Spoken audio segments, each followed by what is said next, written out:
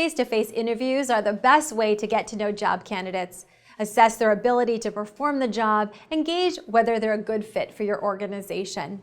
But before committing to an in-person interview, you may want to learn more about a candidate. This is where telephone screening comes in.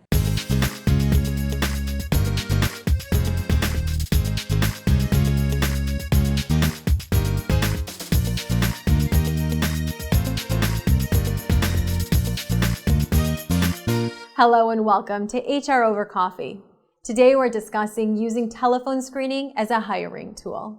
Telephone screening is not an interview. Think of it instead as a fact-checking exercise that bridges your initial resume review and the face-to-face interview. The primary purpose of a phone screen is to verify the information on the resume and obtain a few additional details about the applicant. A phone screen can also give you an initial impression of the candidate, letting you judge qualities like how well-spoken he or she is and whether the person appears truly interested in both the job and your company. Phone screens can also be used to sort unsolicited resumes that you'd like to hold for future open positions. Ultimately, the phone screen is designed to save time by eliminating candidates without having to conduct a more comprehensive in-person interview. It allows the employer to narrow down and quickly identify the best candidates for the job. As with every step in the hiring process, phone screens should be conducted in accordance with industry best practices and federal and state law.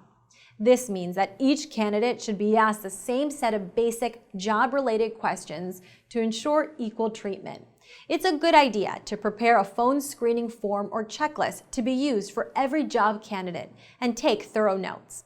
A downloadable sample of this type of form can be found in the Forms and Policies section of the website. Start your phone screen by introducing yourself and explaining that you're calling to follow up on the submitted resume.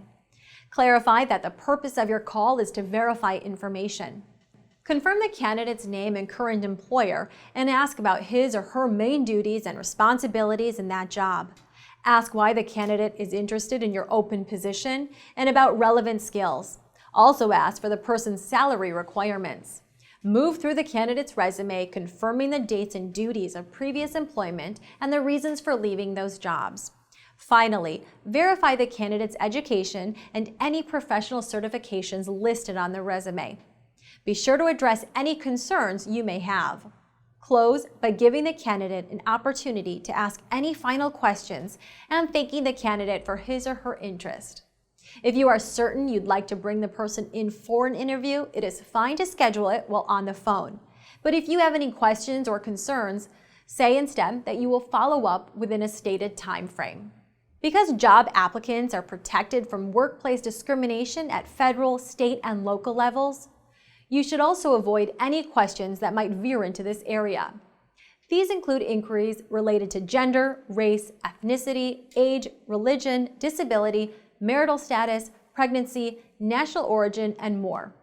Familiarize yourself with federal non-discrimination laws, as well as those that apply in your individual state and city, which may be broader in scope.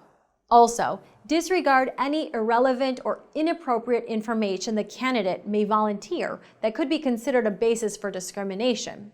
For example, a candidate's casually mentioning that she is pregnant. As a general rule, information obtained and requested through the pre-employment process should be limited to that which is essential for determining if a person is qualified for the job. After the screening, document your follow-up plans and communicate back to the candidate in a timely fashion.